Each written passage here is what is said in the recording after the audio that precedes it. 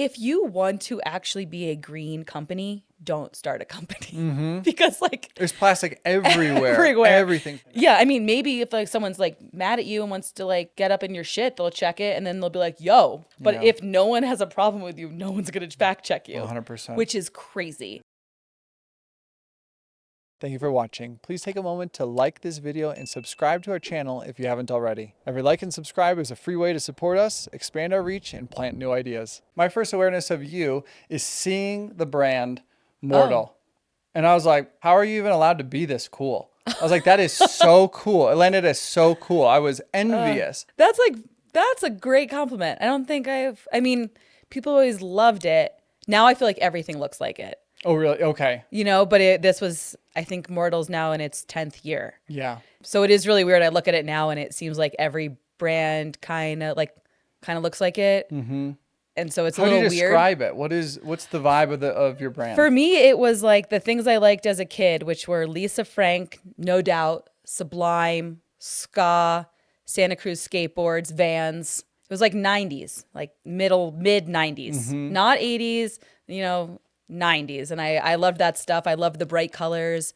I think I was also, when I created Mortal, I worked in advertising in a lot of CPG companies. And there was this like millennial pink phase where everything was like very pretty and, seamless, different pastel backgrounds, and wellness was this woo. And it just felt like, I don't know, like, bleh. It's all the same. And I think I was just a reaction to being like, what about fun? Like, have we forgotten fun? And Nickelodeon, I love Nickelodeon. I love Guts and Slime, and you can't do that on television.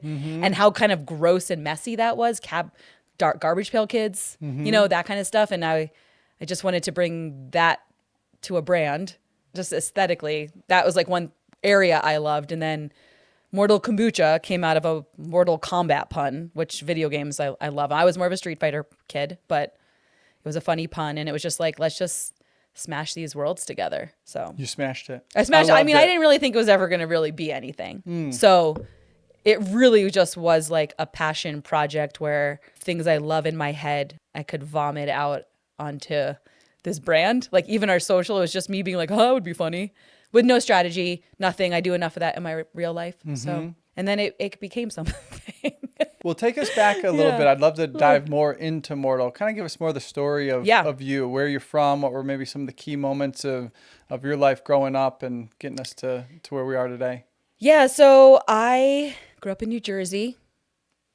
Love Jersey people. They're direct. Yeah, we're the best. Love that. Yes. Some of my best friends are from Jersey. Yeah. No, I grew up in New Jersey. Always was like a very shy, but very artsy, weird, but mainstream weird, There's like weird and mainstream weird. I'm mainstream weird. Always loved culture and TV and art.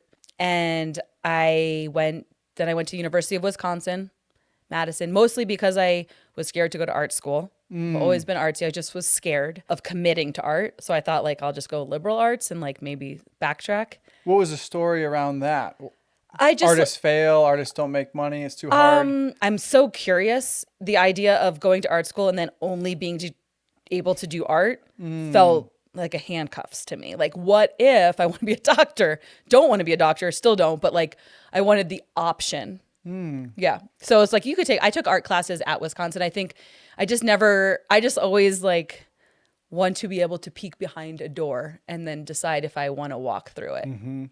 And like, I joke, but it's not really a joke, that my biggest, like, besides parents dying and people you love dying, because that's the biggest fear in life. Besides that is this, like, every second of your life, doors close. Like, you can't go down certain paths anymore. Yeah. And that is like a big thing I struggle with, because like, it's not like I want to be a brain surgeon, but like that would probably take like 15, 20 years of schooling since I'm starting from zero. So now I'm 43. Which probably means I'm never going to be a brain surgeon. So that door is shut, And so it's just like, okay. And like, but I think as you get, like, that's the scariest part of aging to me, is like doors literally just shut. Yeah. And so going to liberal arts school, all the doors are open. I chose a few. Actually, like I chose 3. I had like almost 3 majors because I couldn't decide. So it was like, it's like ongoing Very problem. common. I did the same thing. Yeah, I did liberal arts school as well. Yeah, it's like an ongoing theme in my life. I'm like, I try too many. I'm a multitasker. Same. Of all things. But yeah, so yeah, I went to Wisconsin, graduated with art history, political science, and Italian. Then I did PR and graphic design at a architecture firm. Kind of was cool. I learned a lot about like LEED certifications, and it was a green design architecture firm. Learned a lot about that. Super fascinating. But it was not for me. It wasn't very creative. I was doing PR and like building PowerPoints. So Was that pretty cutting edge, green certified? they were a then? big one at the time. Yeah, they did projects all over the Wallace Robertson Todd was the name of the architecture firm. So while I was doing Shout that, out. We're taking sponsorships. yeah, I don't even know if either, they're but- really a thing anymore, but they were really nice, and I loved the principal architects. But while I was there, I was taking classes in New York City in advertising and copywriting and graphic design, trying to put a portfolio together. Went from there to a 2-year program in Atlanta called the Creative Circus. It's a portfolio school. It no longer exists. I think it folded in with something at Virginia Commonwealth University now. Graduated from that and then got a job in San Francisco at an ad agency called Riney, which also I don't think exists anymore. Advertising's like a very hard place to be right now. Because of Just like mergers. Yeah, so Riney became Publicist Riney, but I was there for a little bit. Then I moved to New York and I was at Lowe, which became Deutsch, which I think both are now something completely different, Interpublic Group or something like that. And then I went to Saatchi, then RGA, then Crispin Porter-Bogusky, which was out in Boulder. Left Crispin, started freelancing for a while. Is that what brought you out to Boulder? That's what brought me out to Boulder, yeah. And then while I was freelancing at a place called Grenadier, which is now Barclay, which isn't in Boulder, which I think is in Kansas City. Like really, these things move around a lot. But while we were freelancing there, me and my friend Lee, I got a kombucha and I opened it and it exploded like they always used to in like 2016. Because it was a little shook up, or They just got like over fermented. oh, And we open them up and they go, and you'd be like, close it up real fast. And I just remember being like, I really liked kombucha. It was something I drank whenever I couldn't stomach any more coffee and I needed like something. So I just remember being like, man, all these kombuchas, they're like so like hippie, lovey, namaste, woo woo. But like it's a slightly alcoholic, hopefully not, but like slightly alcoholic Lindsay Lohan, Paris Hilton, whatever that debacle was, caffeinated, slightly, explosive drink. And if people would just treat this differently, like an energy drink rather than a woo woo drink, imagine what that would be. And I started making jokes about like, because the bottles were always exploding, making Mortal Kombucha. We got back to our desk at the agency we were working at, and I bought the domain on Squarespace, and I built a site, and I just was like making up product names and downloading fatality scenes from Mortal Kombat, and taking out like a katana and putting in a bottle, like decapitating somebody, just like dabbling. And I just thought it was really, really funny. And then I posted it on Facebook back in the day. And I was like, hey, buy some kombucha from my aggressive kombucha company. And I had no product. And people like filled out this Google form and Venmo'd me money or whatever. I don't know how I accepted money. And then I was like, oh, shit. Guess I have to make kombucha. I think that's a lesson to a lot of people. You want to start a business, try selling the product first and then make it. Yeah. No business plan. Like I just had a brand. And I mean, it makes sense. I'm good at brand, As you said, like you saw the brand, you're like, this is cool. This is cool. Yeah. Why do you think kombucha is so much in that woo-woo kind of way, that namaste way? Well, I think I just feel like obviously now there's the prebiotic sodas, the poppies, the Olipops, and they kind of figured it out because it's basically, they made apple cider vinegar cool, which is wild because Bragg is like so like the OG. Mm-hmm. And I think kombucha, it's expensive. It's a process. It has a craft. Like you can't just really, there are some hacks, but mix things together, push carbonation through it. You have to make it like beer, brewing it. And I just think that process takes a different type of person than just like, let's make a beverage. Mm-hmm. So, and it smells really bad. It's like you probably make kombucha. It's a mess. There's more of an art and there's an art to it. Mm-hmm. There's a science-ish to it. And, like as you scale, it gets more science-y. But Jamba's going to be on the podcast Is he? of Rowdy Mermaid. Yeah, yeah. And he's gone deep into the science. Yeah. I had an in-house science lab, and he's educated me on a lot of it. It's like, holy cow. yeah. And making kombucha without the tea, because traditionally kombucha is made with like a black or even Yeah, green we tea. used to do a black and green tea to begin with, ferment it. We always stopped it after it was done fermenting, flavored it cold, kept it cold for the rest of the way so that it wouldn't explode at you. And we kind of like, if you ferment it, if you add the flavor, which is sugary, like whether it's just fruit, there's still sugar in there, then you get kind of violent opportunities. So we always did everything cold. Yeah, you have to measure bricks content, and there's a lot of science to it. It's a lab. Like, that was when I had to figure out how to make it. You couldn't just go to a commercial kitchen because you needed a science lab. Like you, just like brewers, you needed to control the yeast. Breweries don't want kombucha anywhere near their shit because brewing is really about controlling the yeast, and kombucha is about letting the yeast grow. Oh, okay. Because the yeast is what ferments. And so if you get some active yeast in a beer, like it could just ruin your whole batch and everything. So it was very funny, like knocking on like breweries. They're like, do not bring that kombucha in here. Get out of here. No. But yeah, so the first place I found was a woman, and she was making sauerkrauts, and there was a guy making kvass, beet kvass, and they had this pristine lab like setting. And yeah, so it was like a bunch of different fermented foods, which was like really lucky. And then we moved to Skyway in Longmont for a while, and I shared it with a guy this guy Carlos, who was so awesome, and he made like chili crunch. What's his brand? Do you remember? I think Chili Crunch. Oh, okay, nice. Yeah, like he's the one that was in like the lawsuit. Oh, with, really? Like the big thing. But now he has a co-packer. He makes different hot sauces and stuff. He was so awesome, and it smelled so good in there. Much better than beet kvass. That's just beet kvass. Yeah, it's fermented beets. It literally tastes like swine. It smells like swine vomit. Oh, wow. Personally, I'm sure some people really like it. It's supposed to be really good for you. Yeah, and then I'm like skipping ahead, but yeah. So then basically, I was making it ourselves. I had like a small crew, like a couple college kids, anyone that would help me, and we were in like a handful of stores, like Lucky's Markets, and I don't know, like Lolita's, a bunch of places in Denver, some restaurants and like lunch spots. And then in 2019, Whole Foods was like, hey, it was a very weird story. Whole Foods, I got brought in from Tulia. We were using their tea. They're an awesome company in Denver. Yep. We're using their tea, and they were making these sodas, tea sodas, and they brought in my product to a Whole Foods meeting. Their broker did, just being like, Tulia is great. They support local women's businesses. And then next thing I know, I got an email that was like, hey, can you fill out these forms and submit to Whole Foods from Whole Foods?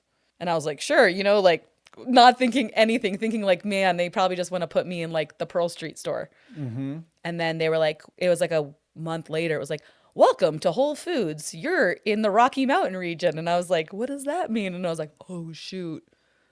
Uh-oh. Like literally we were hand pouring these things, like twisting the caps with a heat gun, putting the little seals on. And I was like, oh, I don't know if we're going to be able to fulfill. I think people are going to get carpal tunnel or something if we continue doing it. This is not good. So yeah. So then we started, I did a year at Whole Foods, and then like that, like literally hand pouring every single one, stacking the pallets, meeting the truck, like wrapping it, like bye. And then maybe that was earlier than 2019. And then right before the pandemic, we got accepted to King Soopers, like a lot of them.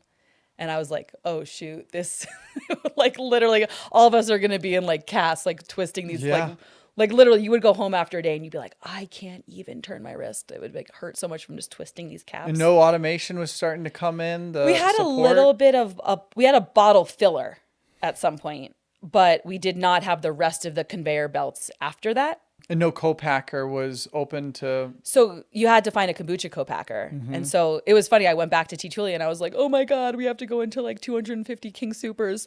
Oh my God. I Right. think we're like in 100 stores right now. Oh my The God. problem that most entrepreneurs pray for. Yeah, I said yes. Like I filled out the form. I was like, yes, we will be ready. What day do you need it to be Yeah. done by? And then it was like, oh shoot. So Tea Truly was like, okay, we supply a lot of tea to this company that like is a kombucha co-packer.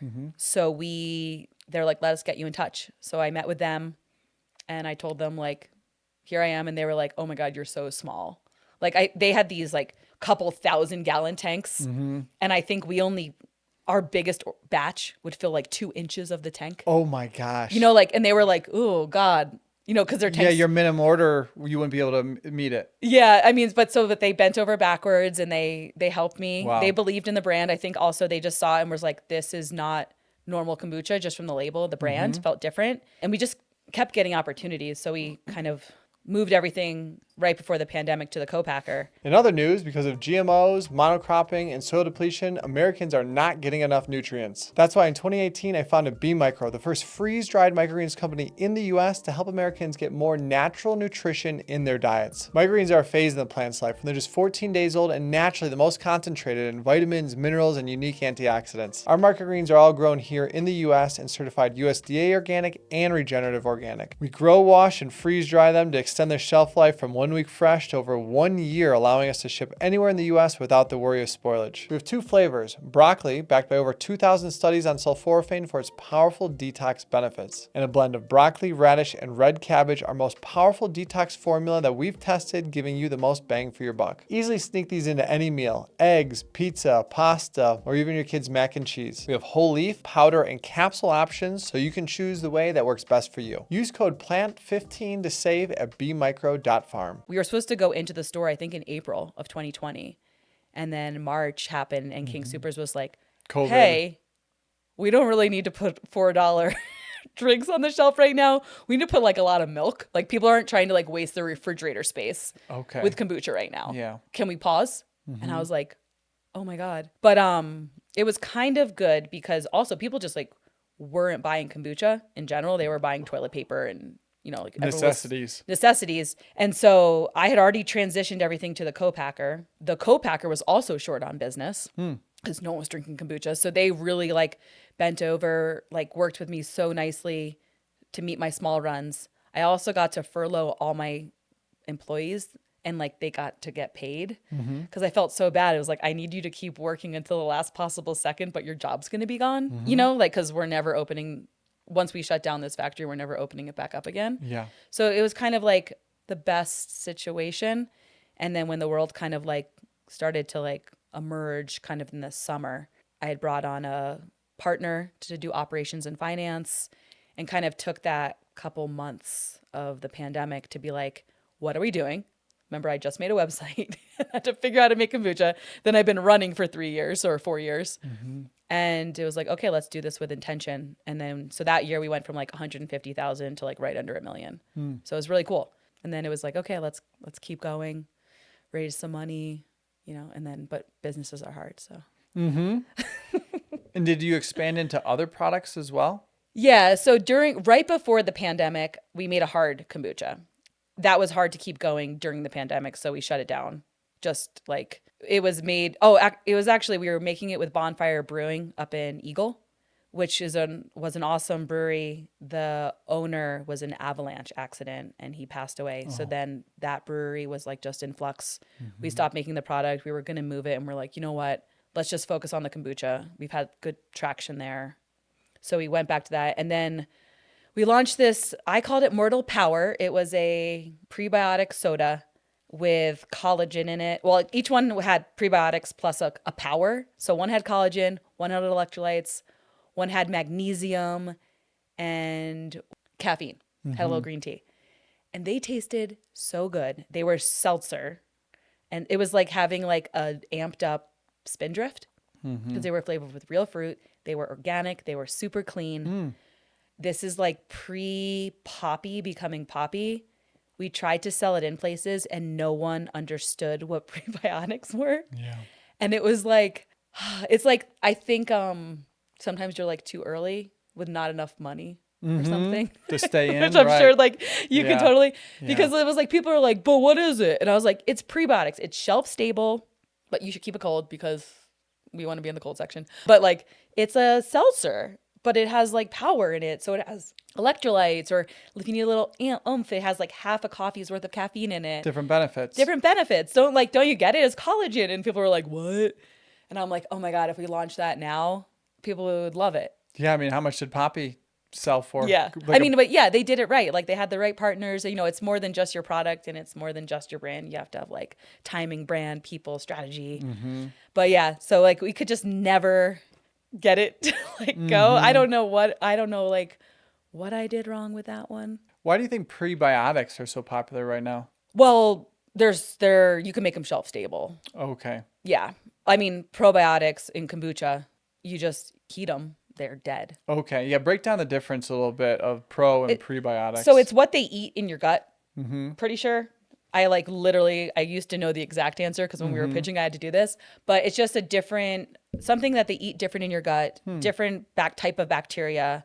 But probiotics are living, at least in kombucha. Prebiotics, it's not like they're dead. They're just like, they're not a living organism that needs to feed on sugar to stay alive or be kept cold, so that they're just kind of like, cryogenically frozen. So they work a little different in your gut lining to heal, and everyone has gut, mind, body axis, all that kind of stuff. So they're both needed, pre and post biotics. And there's a lot of issues with people in their guts right now. Yeah, because we're all stressed out, breathing weird things, consuming Glyphosate on microplastics. Yeah. Yeah. And I think, like everything affects your gut. So the original kind of spark of Mortal was just a play on Just being funny. And then you just kept saying yes, like things kept showing up and you just kept going like, okay. Yeah, we had like a brand book with our values and our mission. And like a big thing was find a way to yes. Like there's no no's. There's just find the way to get to yes, whether that means twisting the ask, so like I think Sprouts came to us and was like, you want to be nationwide? And we're like, yes. Well, what if we didn't do that on your date? We did that on this future date. And we, or like when we went into aluminum bottles, like for a while, or that was like Mortal Kombucha is no longer, which is a whole other thing that I can't talk about. But we went to aluminum bottles because I was like seeing all those Dasani water bottles. And that are in those aluminum things when you go to concerts. And glass can't go to concerts. We got approached by stadiums all the time. Really? To have kombucha, but then you'd be like, it's glass. And they're like, oh, we can't have glass.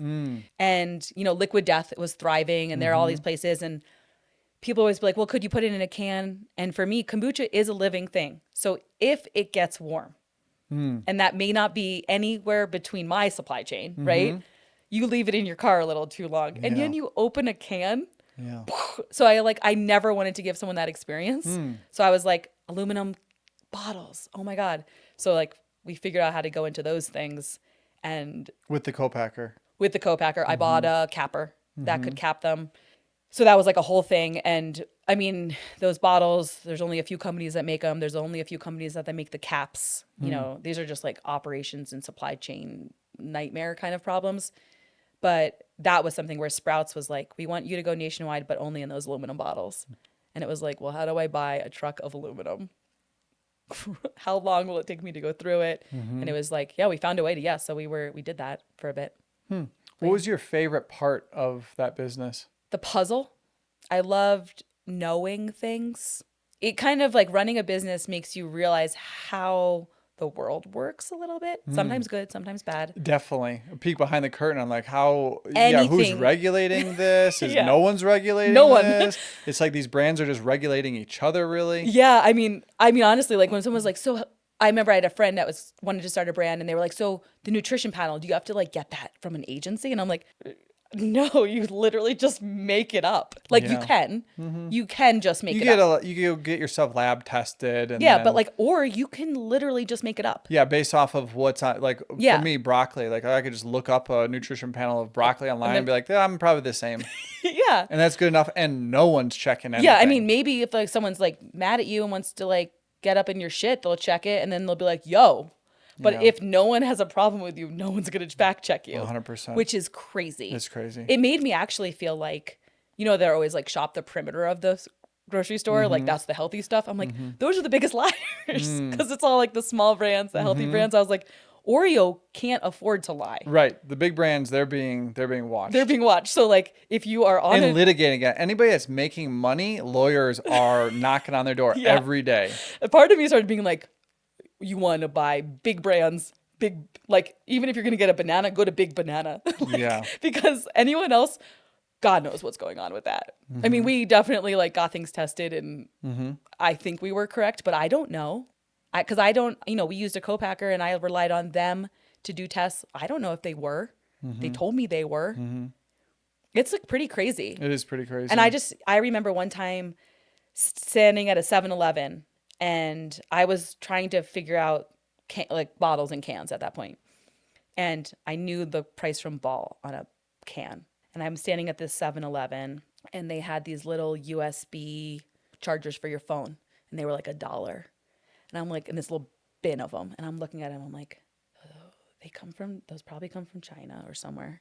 How much are those before they get on a boat? They got to be like a nickel. Less, probably. And I'm just like, because 7-Eleven needs to make money on them. They're making half the So money. they're landing on a port. They're getting reboxed up by 7-Eleven, sent out to a bajillion 7-Elevens. There's a distributor in the middle that's taking 20%. Yeah, there's probably like the dongle distributor that you're using for all your dingles and dongles. They're getting their cut. How much, like pennies? What type of margin were you trying to hit for the kombucha? I think when we were making it ourselves, we were in the high 40 or mid 40s. When we went to like full co-packer, and I'm taking trade spend and all that out of there, we were higher 40s. And then eventually we did a partnership with our co-packer, basically a licensing deal. So Mortal just became an IP company. They could make it, run, distribute it, sell it into anywhere they wanted. And we just owned all the IP and got a cut. And at that point it was like way higher. And that's the way to do it.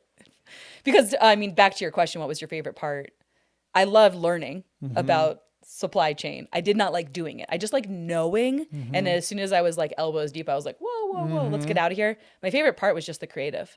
So at the end, when we switched to business is so creative. That's the beautiful creative solutions. Yeah, I mean, the licensing deal was a creative solution to like not have to run my business anymore. Yeah, I hadn't even heard of that type of business model before you shared it with me. I was like, that's creative. That's what I love about business is the ability to be creative, like really creative. It's like you could do anything.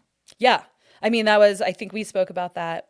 Yeah, we had raised money. We were trying to raise more money so we could like do that Sprouts launch with the aluminum cans and all that stuff. And I was having calls with investors and then having calls with my lawyer about bankruptcy. Like I'd just be like, crying on the phone to like, hi, would you like to invest? Just back and forth. And I just remember being like, I don't want to do this anymore, but people believe in me. So I have to keep going. How can I make this work? Who specifically? We had investors, oh, okay. and they were friends and family and, and I didn't want to just be like, well, guys, I'm over it. I'm bored. I've never taken investment. How does that shift your relationship with the business and with even the friends and family? I had a talk with every single person that invested that this may go to zero. Are you cool with that? Everyone was cool with it. I mean, they're not cool with it, but everyone's like understands the risk. Yeah. But for me, there's been many times where I could just shut it down. And there's definitely like times I get emails still from investors because I still have Mortal. They're like, hey, I try to send out normal communications, but what's the plan? You think we're going to get a return? And every single time I get one of those, whether they're a close friend or like someone that was just interested that I met at a pitch thing or just somewhere, I just feel like I owe it to them. Yeah. Even though like my own money is invested in Mortal and I've never made $1 from Mortal. Like to this day, I'm still negative. And it's maybe why I should never run a company. I want to pay them back first. Yeah. Even though like we're all aware of the risk. You know, like I loaned the company money to cover some expenses, and technically I should get money back. Same. But I want to pay them first. I don't know. Maybe that's like a therapist kind of question or a lawyer. But I don't know. I just don't want to let those people down because it feels like they were fans. And I don't know, maybe it's like Jewish guilt. So, so it seems like all the success is happening. Like there's more business knocking on your door than you can handle. How does bankruptcy come into the picture? You can't afford to fund the growth. Yeah. And I don't like saying no. So it became really expensive to stock the shelves. Yeah. Because like, you know, like with a KeHE or a UNFI, there's free fills, there's slotting fees, there's ad expenses that you have to play game. And so you need to, and then there's the co-packer that's charging you for your product.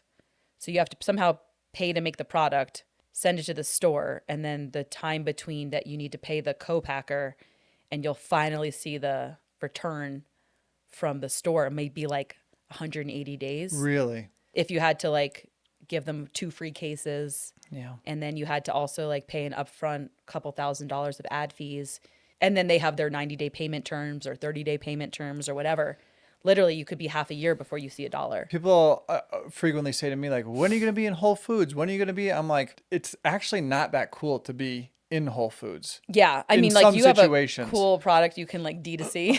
Yeah. I got very lucky with that. Yeah. I started as a fresh microgreen selling. It's like, you got to buy this in an hour or it's going to go yeah, bad. that would be a nightmare. That's a nightmare. You in a cold supply chain, that's challenging too. Things can go bad. It's got, you know, there's added expense. Yeah. But this lightweight, shelf stable, that's like the ultimate, I think, natural products business. Yeah. I mean, that's when we're trying to figure out, you know, like kombucha also just like, you're also limited to like 8 feet of shelf space, maybe in a store, because it has to be cold and it has to be in this like very specific area.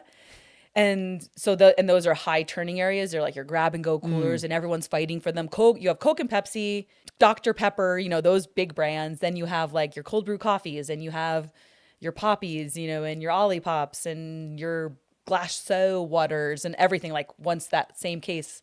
So you also have to turn a lot of them. So you're having to run demos and things like that, which also is just money that you have to pay right away. And I was just like, maybe kombucha is not the thing, you know, and I remember and that's what we were trying to raise money on for a while. And it was funny because it was like the same investors that were like, you can't win with kombucha. I was like, okay, cool. We're not going to do kombucha. We're going to do a different product. Mm-hmm. And originally I wanted to do a sport drink in an aluminum bottle. Because for me, it was like, people love your Gatorades and your body armors, but you go into a gym, it's plastic. So people hate plastic, but then you can't bring a can into a gym because it's going to like spill.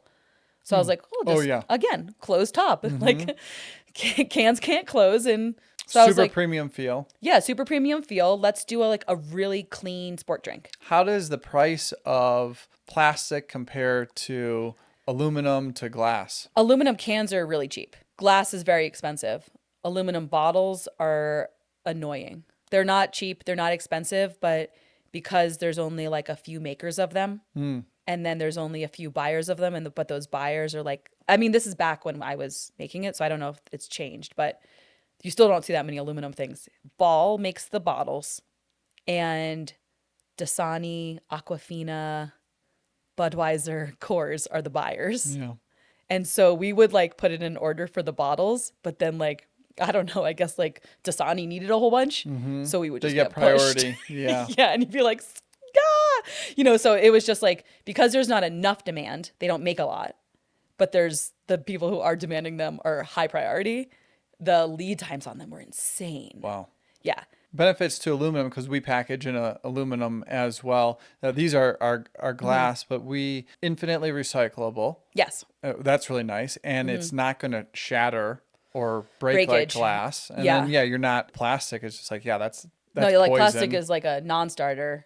Yeah. But there's only one company. There's Uline, which their product is just okay. And then there's Probably one. expensive, I It's would pretty think. expensive. And then and every single tin, it comes wrapped in plastic. It's like, what the heck is this? You buy Yeah. cases, and you're like, you don't need to do it. They're like, this is just how it comes. Yeah, You're yeah. getting a lot of plastic with this. I'm like, I'm trying to do this so there's not plastic. Do you find like in general, I remember like we would be ordering t-shirts or things like that. And I just remember one time standing in my garage and we're unwrapping t-shirts and stuff for a trade show and shipping. And I was like, if you want to actually be a green company, don't start a company because like There's plastic everywhere. everywhere. Everything's wrapped and in like plastic. how much recycling I would have because so much of the stuff would just get shipped to my house.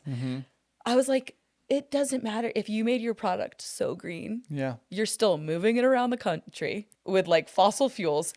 And then it's getting wrapped in plastic. Your pallets are getting wrapped in plastic. Your individual tins or your t-shirts or your little pens you're giving out. Like, It's an insane amount of plastic. like if you really care about the environment, don't start a company. I just remember laughing, being like, nothing is green. Like anyone who talks about death to plastic. Especially shipping things that are heavy, Oh like my your God. product. So like Yeah. trying to ship a pallet of liquid around the. Yeah, I mean, that was the other move to aluminum. You could put more on a pallet because of the weight, which was really nice. I mean, price-wise for freight and everything. So if you were to start another natural products company, do you have any of that inspiration in you? Well, so when I was raising money for the sport drink, someone was like, what if it wasn't a liquid and it was a powder? So we do have an electrolyte drink mix powder. That's still out. That's still available. We're launching a new product in the spring. Another mix it's like right now it's like a very sport drink one. So there's like a regular salty one and a super salty for intense efforts, hot days, heavy sweaters. And then we're going to launch one that has no sugar. So it's just electrolyte drink, That's what I drink most days is a no sugar electrolyte. Yeah. I think you so want it's called the Mortal every day. Oh, beautiful. And the flavors are so good. It's the same fun, but it's just like a little more like wellness than like optimizations performance. And where will you be selling those? Just thefeed.com. The Maybe feed- they might okay. go into stores like right now. You can get Mortal Hydration, which is the sport one, on thefeed.com, and then also World Market, which is just a funny thing that happened, and they were like they're doing well and they like selling it. We're in the U.S. You came back section. on my radar because I work out at a local gym called Yeah. ApeCo, and like the owner of ApeCo's neighbor is just a kid, and he pulled together a bunch of cool brands, and you were one of them. Oh, and fun. he's got like a little shelf, like commissary kind of shelf at the Fun. at the gym, and I was like, whoa, that's amazing. Yeah, so there's some like the feed also will do some wholesale. So Sure. we're at some like running stores and gyms and things like that, but those places still just purchase from like the feed's wholesale side. And and sugar in an electrolyte is good if you are doing real strenuous activity. Well, so there's like high carb drink mix that has like a lot of carbs and a lot of salt, and because carbs are fuel and salt is good for sweat rate and also like a fuel-ish, like to keep your body functioning. We have just enough carbohydrate to help you basically absorb the salt. So if it's just a salt and you're like not eating and you don't have any carbs, you can kind of get crampy if you're working out if you don't pair it with carbs to help across the gut lining. Basically, the electrolytes and the carbs bond to each other and they pull it through and it just can pass through better. Yeah, there's a lot of thought to the balance of it. So So it's just enough sugar. It's like 9 grams. And who helped you formulate that? So that was part of the licensing agreement. So basically I went to the feed. I had been employee 1 there like in 2013 and I knew the founder and we were talking and he was like, what about a line of sports nutrition? And I was like, oh my God, that's so much more up just like my passion than like, I love sports. I love activities. Like I love a group fitness class. I love, cardio. And so we worked with them to formulate it. They own the recipes. We own the branding and worked with there's a sports scientist and sport nutritionist that they work with. This is at the feed. At the feed. Cool. Yeah. So it's to just develop it perfectly. So we use really premium electrolytes, like there's magnesium, calcium, sodium chloride. I can't remember them all right now. But there's all different electrolytes that make up, it's not just salt. And then there's different versions of those that are better, easier for your gut, give you a different sweetness flavor. So we don't our margarita one uses 2 different types of sodium, one to give you that margarita taste, which is like table salt, but then a little bit of more premium sodiums that are easier to digest during exercise. Sometimes when I take electrolytes on an empty stomach, it does upset my stomach. It's almost like there's like a rock. I'm like, if you paired it "Ooh." with a little bit of carb, it would probably feel better. A little bit of or, carb. Or it's the type of electrolyte, like without calling out any specific brands, some brands will say like, yeah, we have 1,000 milligrams of electrolytes, but the type of magnesium, sodium, calcium stuff that they're using are ones that are harder to digest. Bioavailability, I think that's the next frontier of Yeah. natural products. There's a lot of companies out there, like protein is going into everything. What type of protein are you using? That really matters because that can mess up your gut. Like, and different people digest, especially with proteins, can digest different proteins differently. Like, I cannot do pea proteins. Unless I can if it's sprouted. Yeah. If it's sprouted, then the bioavailability is a lot better. Some of them just mess my gut up. My gut's like, please no. There's a lot of ways I can't do, but certain ways I can do. I remember I worked on a gummy candy that was 0 sugar, but they use a bunch of prebiotic fiber. And I remember we were sitting there working on it, for brand, an advertising project, eating them. And we're looking at the bag and I'm like, oh my God, did I just eat 38 grams of fiber? Fuck, this is not gonna be good. Whoa, wait, what? But I think it's there's a lot of substitutions that seem healthier and they're just gonna mess you up. Kind of going back to that moment where you're sharing, you're okay, you're making investor calls, you're on this edge of bankruptcy, there's this crying. Was there a moment within that really stands out to you? Yeah, so I remember learning about different types of bankruptcy. It's not just chapter 11. There's chapter 1 through 100. I don't know how many chapters there are, but there's lots of different types of bankruptcy. And I remember hanging up the phone and just literally in my kitchen, I can picture it so clearly. I dropped to my knees, and I'm not a devout, religious person, and just being dear God, I promise if you help me get through this, I will stay in my lane. I will never try to start a company and learn about freight logistics ever again. And I called it my higher power promise, my HPP. And I just was I know what I'm good at. And just because you can doesn't mean you should. Please help me. And that's when I kind of figured out the licensing thing. So I'm in my lane, just control creative. So who was God to you in that moment? It was my ceiling of my kitchen. It was just the powers that control destiny. I don't know.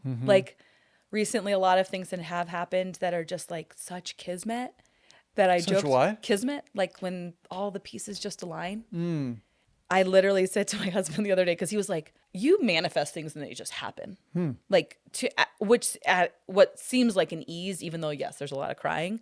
And I was yeah, the other day, things just happened in such sync. I literally looked up at the sky and it was a really blue day. And I called my husband. I was I think I might be the main character of the story. I was I think it's it's all revolving around me right now. I mean, it might also revolve around other people, but I think it's revolving around me. Wow. I left my job and I walked out my door on the day knew I was gonna quit my job. I had aligned a new job. And as I walked out the door of my front house, the FedEx truck pulls up. The guy gets out and he hands me a box, and it's the computer from the new company. And I was oh, thank you very much. And I get into my car and put the new computer, go into my job, quit, get rid of the old computer. And I was what? It was just and I was just are you fucking with me? This is there was a lot of heartbreak and tears and tumult that went into making it all work, but then it always works out. And I don't know if that's mindset. It could just be mindset that I really don't like to live in negative. So maybe I just find the bright side. But that's cool.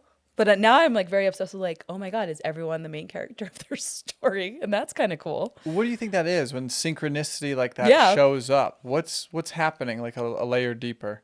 I feel like maybe like you're getting, for me, I think it's like I can ruminate. I get stuck on rumination a lot. Like I just like run things through my head over and over. And I think it's those moments that just like break it for me. And I can just see the light of like optimism.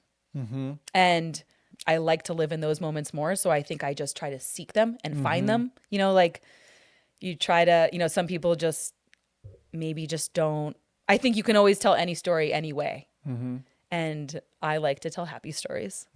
So who knows, but it feels good to live that way. But I don't know. I don't know why sometimes. Yeah, I think I just have a problem living in things not working out. So it's the find a way to yes. I just need to find a way to make it work out.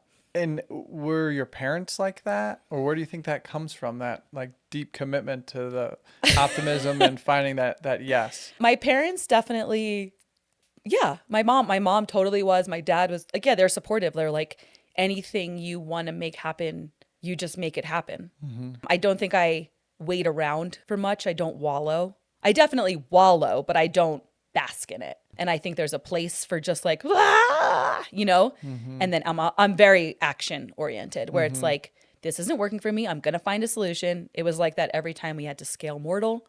I was like, oh crap, we have to go into Whole Foods. And do you believe that there always is a solution and it's on us to get creative and find it and stay in it? And and not stay in the woe is me. Like I'm so uncomfortable in woe is me.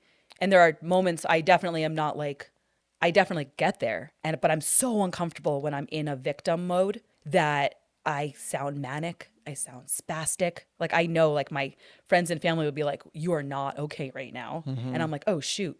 It's nice that they'll tell you that. Yeah. Cause I'm so, you know, it's like, oh my God. Yeah. Like, no, we got to make it come up.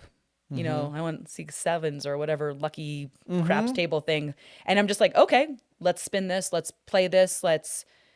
And maybe just spin, you know, maybe it's like crisis management PR or something. But yeah, I like that better. I mean, my brother used to joke. I mean, even when I tell the Mortal story now, it seems like, oh, just, yeah. And then we were like $2 million and now we're $5 million. And it's like, whatever. But he's like, you just tell this. He's with me lockstep when I'm calling my parents and my brother and my husband. And I'm like, But then talking about it now, it's like, oh yeah. And then I fell out of this tree. I hit all the branches, landed on my feet. Yeah, it's weird. It was no scars. Yeah, no big deal. Yeah. But I just think I definitely compartmentalize. And every now and then those things come up, which is probably healthy.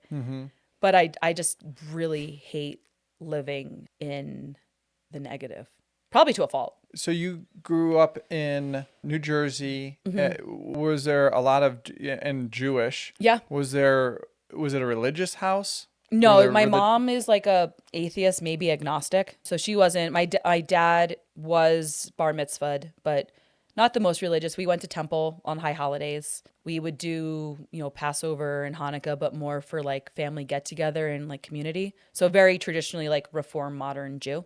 It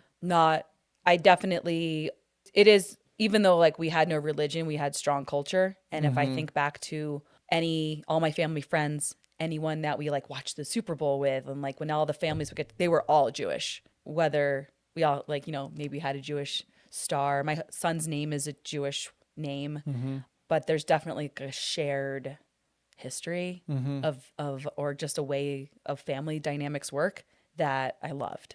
So, and that's very Jewish. And I only know that it's Jewish from now knowing what's not, because everyone around me was Jewish. Yeah. And they're not here, but more so. There's a lot of coastal transplants here. Yeah. I've got several Jewish friends from New Jersey here in Boulder. Yeah. So if you're looking for more Jersey No. friends. So there's like, especially I work in advertising. So like a lot of advertising people moved out here to work at Crispin, a lot of Jews, but like, but growing up, you would think that we were not a very small minority. Okay. So when you think about this, like you're looking for the synchronicities, is there something that you do to get yourself into the synchronicity, to get into this kind of this flow, this good rhythm? I wish I knew what it was. I think it's action and not I think I'm very creative and like, woo, like, but I'm very type A also. And when I find myself spiraling or spinning or ruminating, I just start trying to figure out how to get out of it in a very like, not like throw everything up at the wall, but being like, okay, I'm unhappy. Why am I unhappy? What's triggering me? What do I need to change? Who do I need to talk to? I found like an awesome, basically like career coach, life coach kind of person that sometimes I'll get a session with to be like, have I spiraled on this before? Oh, I've called you 3 other times and we've had the same conversation. I hate sounding like a broken record, so when I do, I hate that. And I'm like, okay, you're boring yourself, you're boring everyone around you. Or like, and then it's like, okay, we need to break this cycle. And then it will just be what needs to change. And it's just very methodical, like a metronome of making progress out of it, of like just digging, but like at a pace that feels good with goals that feel like you can hit so that there's no failure coming from what you can control. I'm hearing action plus Like intention. intention. Thank you. Yeah. That's it. Action plus intention. Like you can't be like, I need to get out of here now in a sustainable way. You're like, Yeah. okay, I'm on a marathon here. I'm not going to sprint, but it's like I've been in a hole before, and I know I can get myself out of it. Yeah. And that's my intention, and I'm going to just start taking action for it. Yeah, I mean, and it's like cliche stuff of like you can only control what you can control, and during that higher power promise phase, also that moment, the night before we had gone out to eat, my husband and I had a glass of wine, maybe 2, and the next day you could just feel, like who knows what type of wine it was. It like was a little bit like. Wasn't clean. Yeah, I mean, or what, I don't know, too many tannins or whatever else is in wine. And I just had like the littlest bit of like a tiredness and to like just control the controllable. In that moment, I also was like, until I figure this out, I am going to do everything I can to feel the most alert, aware, and 100% because I feel like I'm operating at 50% right now. I feel emotional. And I don't want to feel emotional. Like I kind of go like cold, like no emotion. We just need to get out of the hole. And so, and I made that promise like in 2022, 23. And I literally, like I stopped drinking. I didn't drink. I mean, I wasn't even a heavy drinker, but I haven't done anything except caffeine basically since then. And cause I was like, whoa, I like controlling. But I think I'm a control freak. I like self-control is a great thing to be a control freak about. Yeah, I mean, like I want to control my awareness, how I feel when I wake up every day. I don't want to leave anything to anyone else. So like I know like if I got bad sleep happens, but like I'm in control, and I'm going to be aware and make all these steps and take responsibility for yourself fully. Yeah, so that's and I mean like now it's kind of funny because people will be like, "Are you going to drink again?" And I'm like. Now I have like almost 5-year-old and I'm like, oh my God, like the idea of like waking up a little under the weather because I wanted like a margarita. No, thank you. A sugar bomb plus some. Yeah, like, and now I haven't drank so long. I'm like, how bad is that hangover going to be? I hate headaches so much. I'm like, well, no, I don't think I'm ever drinking ever again. I'm like afraid of it, which is fine. I only drink with my dad when I'm in Chicago, where I'm from for like a holiday. Yeah, and that's 1 or 2 glasses of wine. Yeah, I'm like mostly because of the health reasons, and it takes me out the next day. I always thought I was like, if I had to go through the hangover first and feel like the pain of it, I would never have that first drink. So it's like anytime the only thing I kind of miss is like a margarita. I haven't been able to replicate that well. So if anyone has any ideas. Clean alcohol is a big part of it. And then maybe using your margarita electrolytes. Ooh, but yeah, like, so that's the only one where I'm like, that would be cool. But then we'll be like at a Mexican restaurant or something. And I'll be like, I will get some lime with some seltzer. Thank you. Because I don't know, nothing. I like my brain and I like my clarity and I like hiking and going for a run and feeling just like good. And why would I just not to do what? And it's so bad for us too. Yeah. I mean, like I can have a fun time without anything.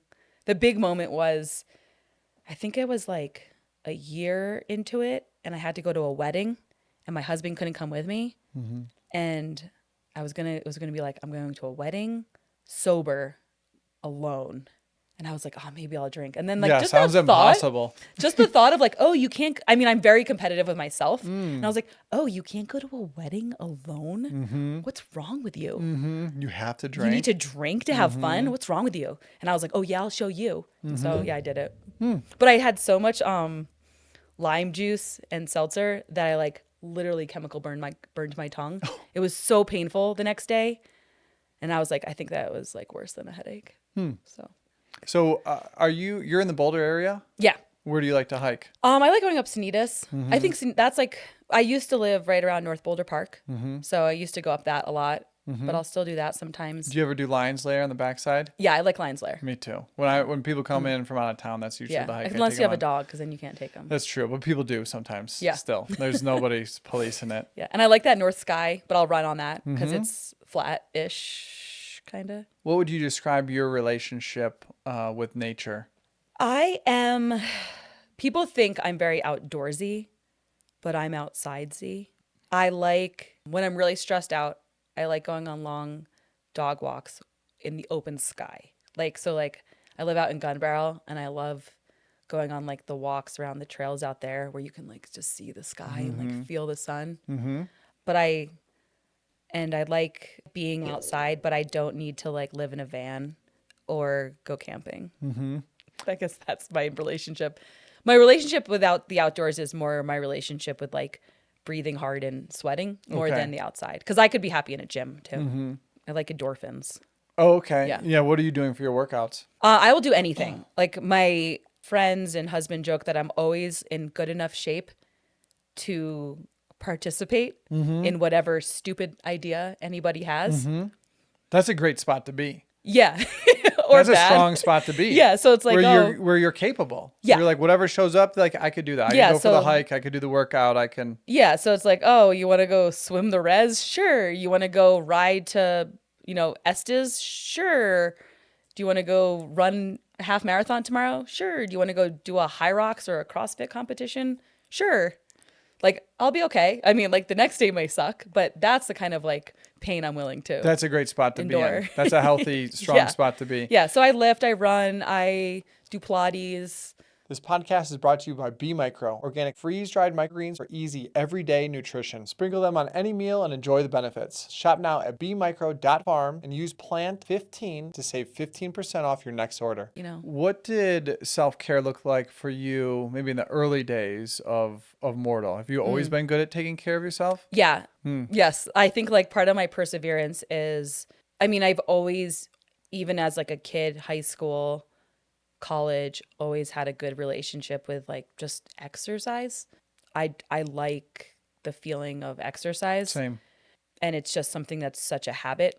Like I think maybe to a fault, like where it's like if I'm leaving tomorrow me and my son are taking a 6 a.m. flight to New Jersey, and I'm like, oh, should I try to like go for a really long run, like when we get done with this, because like, no, I'm going to be really tired tomorrow. And, so it's like a little bit of an addict. But I cannot, which I think is also a good thing. Cause I think there's some like exerciseaholics that can't not, and it's damaging, but yeah, I think I'm really lucky. My parents are very healthy, very active, and it's just something that's been ingrained in me. So I don't have to learn that. Cause I think that's where, it can be hard for people in their life when they have to like get healthy, because working out or getting back into shape like after my pregnancy, like when you're not in shape, it sucks. Like getting into a routine and a rhythm sucks, and I don't think I've probably ever not had the rhythm. What do you think of the kind of entrepreneur story of sleep when you're dead, grind, grind, grind? Talk to like self-care and entrepreneurship. I think some people I think it's a person, I don't think you have to do it like that. I think some people, that's gives them their purpose.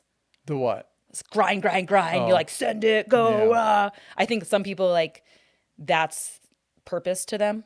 And so it's fulfilling to them. It's like, if I didn't, who would, you know? This is who I am. It's who I am. Look at how hardcore I am. Yeah, for me, and I remember I was talking to someone because maybe Mortal is like the greatest side hustle that ever of my life or something, because I didn't have another income. I've never taken $1 from Mortal. So, and I remember someone was like, oh, you're not all in. And maybe I wasn't, but maybe I couldn't. I don't know. I don't think you have to. I think you have to do what's right for you. Maybe at some point, mortal, I could have. I don't know. I don't think you need to be like that. You have to make sacrifices, obviously. But I don't think you have to be like aggressively unhealthy. I Yeah. wouldn't be able to function. So, I mean, mean- if that just means entrepreneurship's not for me, then that's fine. I mean, what does working out do for like your psyche, your attitude, your energy? Yeah, I mean, it makes me clear. It makes me be able to like, I think it's the breath work of working out. I think it's the same way like if smokers, like they stop smoking, they're like, like because they were just, and breath work you can do it without, sweating. But I think that time when you're just you and your breath and the outdoors or a weight rack or whatever just helps you either get clarity or take a break from, for me, like ruminating. Like I can just focus on something. And I exercise and that physical movement also just becomes like goals that I know I can complete and then be done with. Yeah. When you're grinding as an entrepreneur, you get a win, but then it's not, there's another. And I definitely never celebrated wins enough. I don't think it's in me. Like I always think there should be more, but exercise, you can be like, whether you're like, I just want to do this 5K, like a turkey trot, you do it and then it's done. And I like the tangibleness of physical fitness. Me too. Yeah. And it just helps me like stay grounded. Yes, very grounding for me as well, especially in Yeah. nature. Yeah. The clarity I don't think can be overstated. I'm constantly doing things to just bring clarity to myself. Speak to getting clarity as an entrepreneur and the importance of that, or how other ways that you find that clarity. Because for me, it's so easy to see 100 different opportunities and want to go in 100 directions and be like, I want to do everything. And it's like, okay, actually, what's the one thing I should be focused on? How do I prioritize? How do you? How do I prioritize? Yeah. I look at what I have going on that week, and then what I have going on that day, and typically like what's the hardest thing to do. I'll go for that, or the thing that I have to do that no one else around me can help with, or leaning into the thing that scares me the most. This podcast was like a thing that kept coming up. I'm like, this scares me to talk in this kind of a way, to put my thoughts out in this kind of a way, like free form. I don't know what I'm going to say, and it's like that's where I'm very growth minded, and the most opportunity for growth is leaning into the things I'm scared in. I'm like, oh, I can make a 40% improvement, quickly leaning into something I'm scared of versus like, how much can I improve on something I've already done a bunch of times? It's not scary. That's like no big deal. That's really funny you say that. Oh, and I used to race bikes, and my husband is I guess a prolifically talented bike racer, and I remember when we met. He's just so good at bike racing, and I Does was that like, mean like being like a glutton for pain? That's why I think of bike racers. he was he liked competition, so he liked he's just a competitor. Cool. He's not like a Tour de France. He was a like a track cyclist, and he's a chess player, and he's just so good at it, and he's so good at beating people. Cool. And I remember very early on, him and we were at a bike race, and he asked me something about like, what do you think of when you get on the starting line? And I was like, oh, I don't know. Like, how is this going to end today? And I was like, why? What do you think? And he goes, I think about how I want to win today. And I was like, you think about how you want to win today? How? I don't even think, can I win today? Wow. And you're thinking like, do I want to win solo? Do I want to win out of a group's bunch sprint? You're thinking strategically, how? That's a winner mindset. That's and I was incredible. like, whoa. But to your point, I started like, as we were dating more, I started being like, okay, I could work 100% harder at being a good bike racer, and I'd probably only get 1% better. Because like, I don't have that. That is not in my genetics to think like that. I don't want it as much as that. Okay. And like I can't, as much as effort I put in, I am going to be like 1% better. Or I could focus on Mortal or like my creative director career and just go deeper and put that energy I was putting into like training on a bike into that, and let's see what happens there. And I remember like being like, I think I'm going to be done like bike racing. Cause like, I don't even know how I would ever get my mind to think like that. There's a lot to being like an active competitor. Yeah. My brother actively competes in tennis and ranks, and I played tennis and played a little bit in college as well. And it brings something out in us to compete in business, to compete with ourselves. But I really like to have some type of competition in my life because it's strong fuel for growth. Yeah, I'm very good at competing with myself. Like the classic Becca story that frustrates my husband is when I was like in my early 20s, I was going to run New York City Marathon. And I made a deal with myself as I started training that it wasn't like I was like eating a lot of cinnamon rolls, so I don't know why I did this, but I was like, no cinnamon rolls. But when you finish the New York City Marathon, you're going to get a cinnamon roll. Nice. At Cinnabon. And I was like, yeah. So like I started training for the marathon, cut out cinnamon rolls. I don't know, like there wasn't like a weekly cinnamon roll thing. But then I got sick before the New York City Marathon and I had to pull out and I couldn't run. I didn't start and I didn't run. And you know, that was over 20 years ago. And I have not had a cinnamon roll because I have not run 26.2 miles. I haven't had cinnamon roll flavored anything. Oh, wow. Yeah. Like, so like, that's a flex. That's great. But that's when people are like, are you going to drink again? I was like, no, I promise I'm not. Like, I'm very like competitive with myself, and like me breaking a promise to myself. Like I will break promises to other people all day. Like I'll try my best, but to myself, I'm like, wow. And so my husband will like be somewhere and he's like, do you want to split this? I'm like, is that cinnamon roll flavor? No. He's like, never. Can you just go out and run 26 point? Yeah. He's like, it doesn't have to be at a marathon. I was like, no, it just needs to be a consecutive 26.2. He's like, you've run half marathons. And I was like, haven't run a marathon. Where do you think that comes from? The never breaking promises to yourself? Because I'd say it's the reverse for the average person. I don't know. But like, I like am very, like, even if I'm, and sometimes it comes from wishes. Like if I'm struggling on a project, or I'm like mad at a situation, and let's say I'm like on a treadmill doing like a workout, I'll be like, listen, if you can just like set the treadmill to 9.5 miles an hour and not look at the time until it hits, you know, like whatever minute, today's gonna be a good day. And I just like, okay, do not look. And I just will not look. And I just like, I don't know, I think it's games. Yeah. Just playing games, like making life fun in a way. Like I know it doesn't sound fun because I haven't had a cinnamon roll for 20 years, but that's not a big deal. Yeah. I mean, whatever. I mean, but I think it's just gamifying everything. I'm a big gamifier. I think it makes things interesting. Life's a game. Yeah. And we're the main characters. And we're the main characters of our own game. Well, that was the thing. Like when things were like really stressful with Mortal or life or anything, I remember talking to my husband and I was like, you know, nothing matters. Like nothing really matters. Yeah, we're all going to, who is the most famous rich person from 1750? Yeah. Nobody remembers. And he was like, that's depressing. I was like, no, it's like freeing if nothing matters. You don't have to worry about what other people think. Yeah. And I was like, not like it's pointless. Nothing matters. Like, cause you can be like, nothing matters. Or you can be like, none of this matters. Yeah. No one's going to remember. Nobody even cares about any of this. I was like, so like, let's play this game. Like this is like the life things is a that vacation. happen are so weird.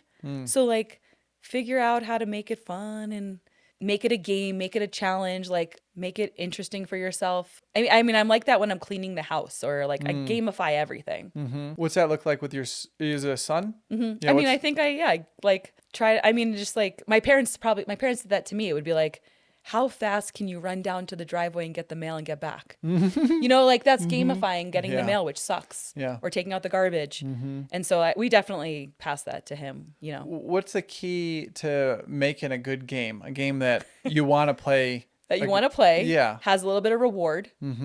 So yeah, like the don't look at the treadmill because this part of the workout really sucks. And if you don't look at it, you're going to have a good day. Even though like, what does that mean? Yeah, Who's but that's gonna enough. Make it a good day? That's the structure for a good game. Yeah.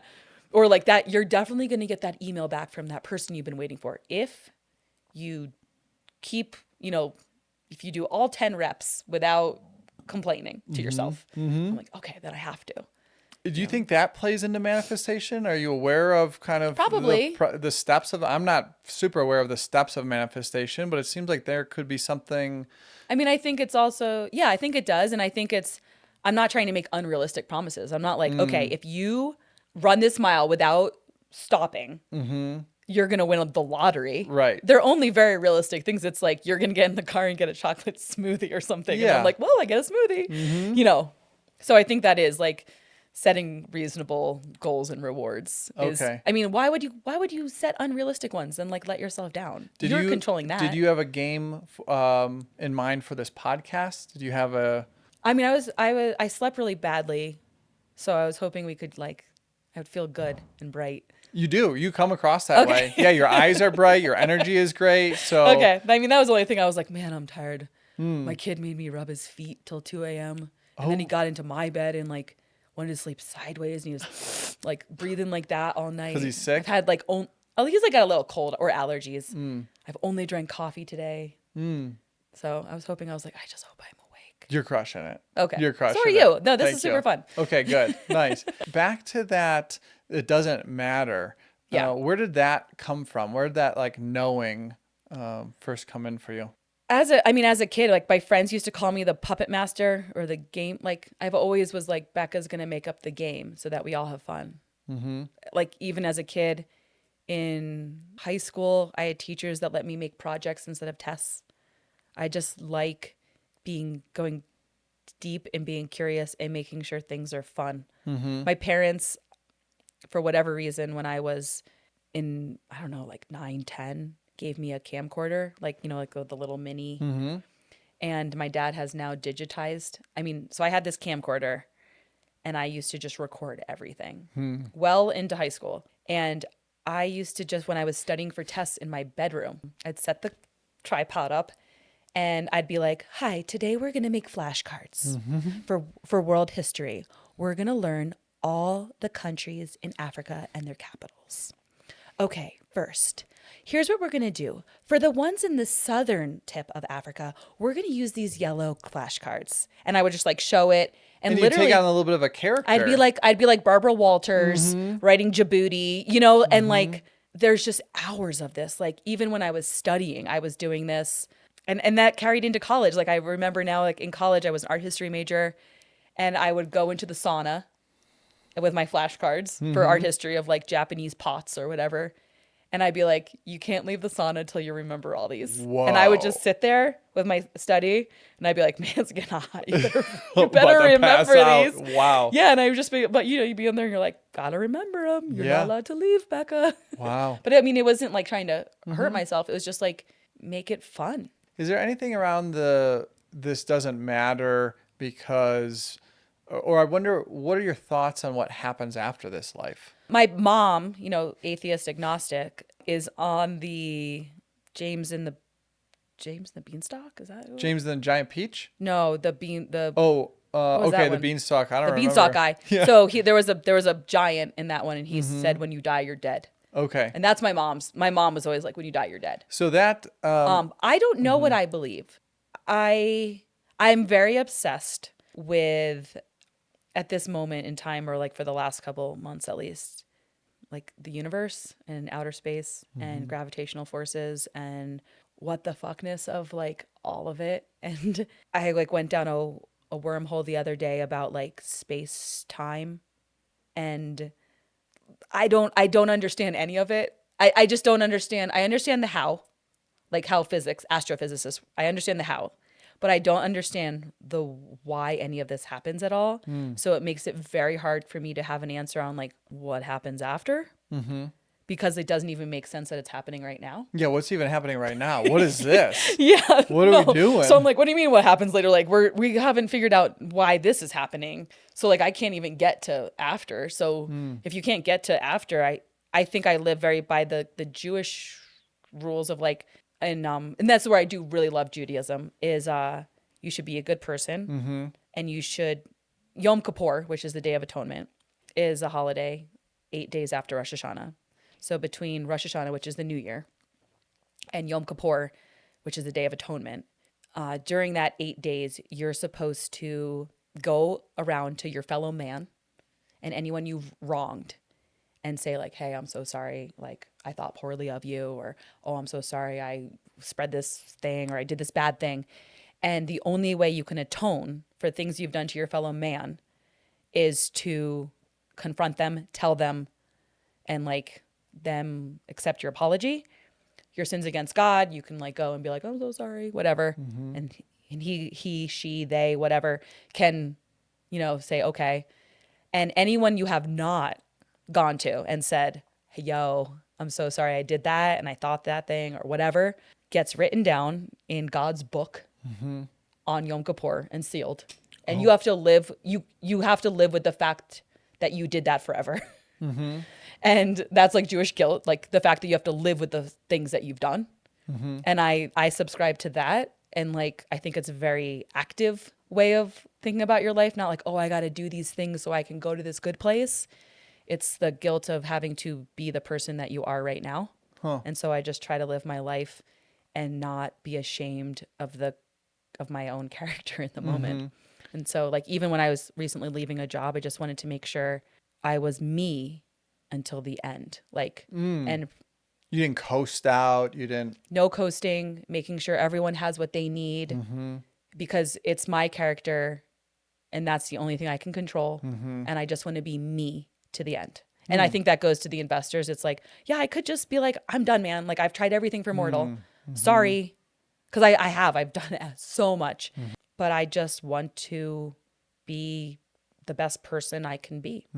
And yeah. So I don't have to be written up in God's book and live with that shit that I just decided to be shitty.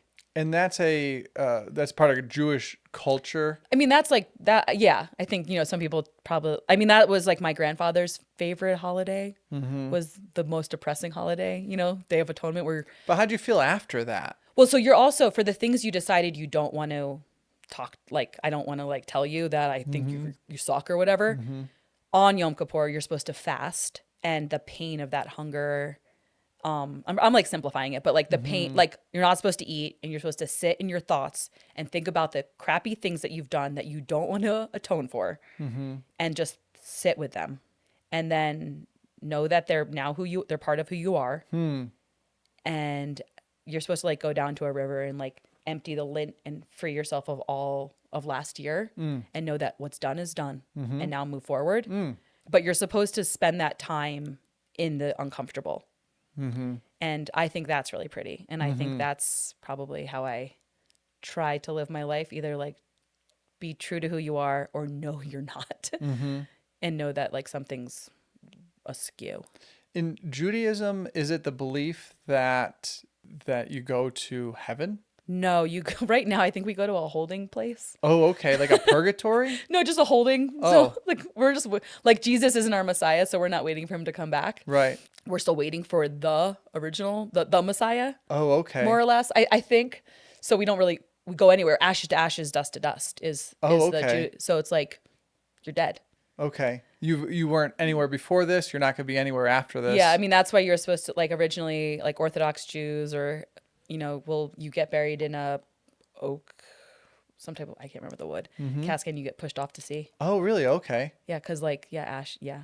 I didn't know how much I grew up Christian, and I didn't know how much overlap there was. Yeah. That's like the stopping point. Is Okay. like, there's no heaven. There's no hell. Got it. I remember in third grade, David Rodriguez, he was super Catholic, and he came up to me and said, "So you don't believe in heaven?"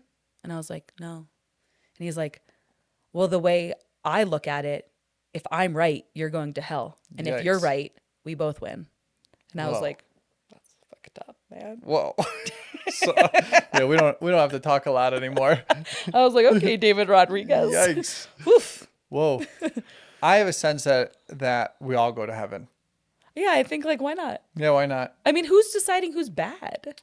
Yeah, that's crazy. Yeah. I think it's all love. I think all these religions come from like a place of love, and they create their stories around them, but it's all love. Yeah, but again, I don't worry too much about it because, like, I don't understand why we're here. Yeah, like, I really don't understand. Back to kind of like the synchronicity. Some of the teachings that I've received is that God, spirit, creator, whatever we want to call it, like the big one up Yeah. in the clouds speaks to us in different ways. And like the first level or the first way that we get the message is through intuition. Okay. How would you describe your intuition or your relationship with intuition? I feel like I have very good intuition to a fault, maybe to a defensive level, maybe sometimes where I feel something off with a friend, my husband, my kid, coworkers, and I just know. Doesn't mean I'm going to like change it or I think they're right, but I feel like I have a very, very, very strong intuition. You have the awareness. I also have like I've said, ruminating thoughts that spiral out of control, and I think everybody hates me. That's normal. But I think I'm usually right. And like recently, I've had like very real dreams about people too, which has been very weird. Well, Real and wrong, it's but very like left field. my belief is that's the second way that God Okay. speaks to us is in our dreams. Totally a main character. Yeah, no, like recently, like I've had these dreams about like friends, and I've been like, "Yo, I just had this dream about you," blah blah blah, and they'll be like, "Wait, what?" And I'm like friends that why are they popping up in my dreams? And it was like one was like, "Oh my God, yeah, you're like negotiating your severance package," and it was really weird. This number like was very big. You showed me it on a computer. The number was completely off from, she's like, well, I hate to break it to you, but that number would be way cooler than the severance package. But she's like, but I am negotiating a severance package. And I was like, that's so weird. But I don't know. And so last night I tried to manifest and dream that the number was real so she could get a bigger severance package, but my kid was kicking me in the face, so it didn't work. This podcast is brought to you by Be Micro, organic freeze-dried microgreens for easy everyday nutrition. Sprinkle them on any meal and enjoy the benefits. Shop now at bemicro.farm and use PLANT15 to save 15% off your next order. Yeah, there's a little dream interruption. Yeah. So number one, intuition, and then if we're not catching it, like those like whispers, Yeah. because sometimes it is just a whisper, my intuition. Yeah. But it's something I actively a muscle I work on because I Yeah. believe the more we pay attention to intuition and act on it, the more And you think that it's coming from a god-like character? the spirit that sits like right above But us. like, why is the spirit there? Because that's what we are. We are spiritual beings in human bodies. But what about like dogs and cats? They're not, or they They are are also. too. So Well, they have gods Yeah, and I think there's or a spirit god. Is it a fish god or is it just like a spirit that does all the living things? I think that it's almost like a pyramid, and we're at like the bottom of the pyramid, and then just above us is like my type of people is like my God. So maybe in like human design or in what is it called where it's the numbers where the like I'm a 7 Enneagram. Oh, Enneagrams. Yeah, so it's like I'm a okay. 7. Oh, you are. Oh, With nice. a 5 wing. Okay, I forget my wing, But I'm a 7. 7, we just like to have fun. Yeah, and that's why I'm like looking for the adventure. good stuff. Yeah, for sure. So that's fun. So it's like you and I, one way of thinking of it is like, okay, all the 7s, we kind of ladder up to this like one spirit of the 7s. Okay. And then I like this. I could be on board with this. and then all of those spirits ladder up to another spirit that sees all of that, and then that ladders up to the highest, and that's just love. It's all from love, but we're organized in different ways, and that we have been. But doesn't that give you a point then? Because I just don't think there's a point to any of this.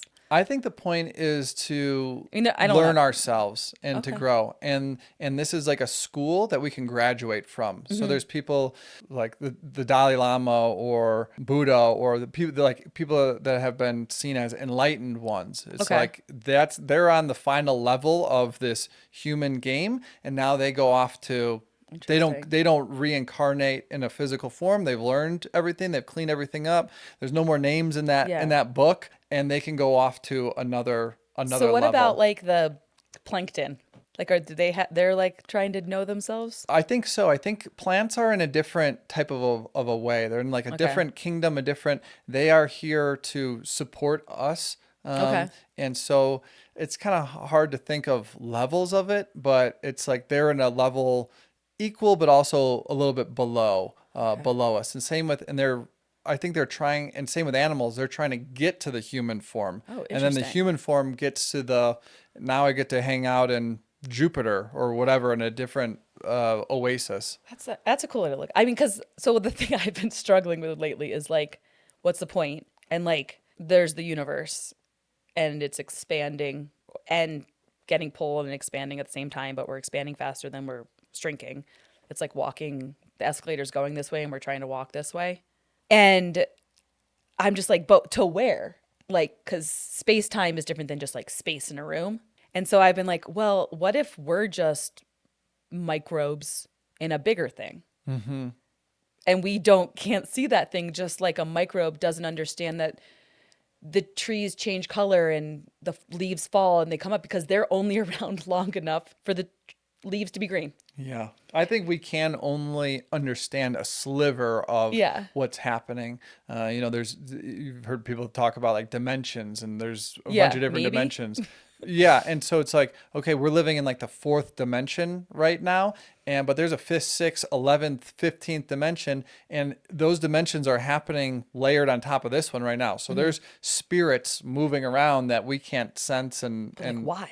Because they're helper spirits. So we have soul friends. It just feels so like this, the why, like you could come up with a million answers and I'd be like, but why? I think it's all for self-growth. I think because the universe is always expanding, and so we're helping universe. It wants us naturally to expand as well. Do you think there's life out there? Other people or things or I think so. Living? Yeah, I think so. I think and I don't really have I'm like in a curiosity, a wonder of it as Did you know that if the sun stopped gravitationally rotating, which means like orbiting, we wouldn't know? I mean, they have like some machines making sure that that's not happening, but we would just keep orbiting it for 40 million years before we got sucked into the black hole in the center of our universe. Whoa. Do you ever have a sense that you've lived a lifetime before this? My brother does. He says he carried breads through the hills of Italy. Yeah. I mean, he's very, like, ever since we were little, he was very, like, this is what I used to do. Me, I've never had, like, I definitely did. I definitely have moments of deja vu, but not of past lives. Mm-hmm. Yeah. Yeah, I think at one point we were all digging ditches in India and slaves and things like that. Mm-hmm. And then we grew and grew and grew and grew. And now we get to have this unbelievable lives of well, because, don't you ever think, like, why do I get to be in America? And because we had the shit lives 1,000 times before this. You had to have a bad life to earn a good one? To learn to have those experiences. Well, what about the really mean, evil people that get to have this? Like, why do they get to do that?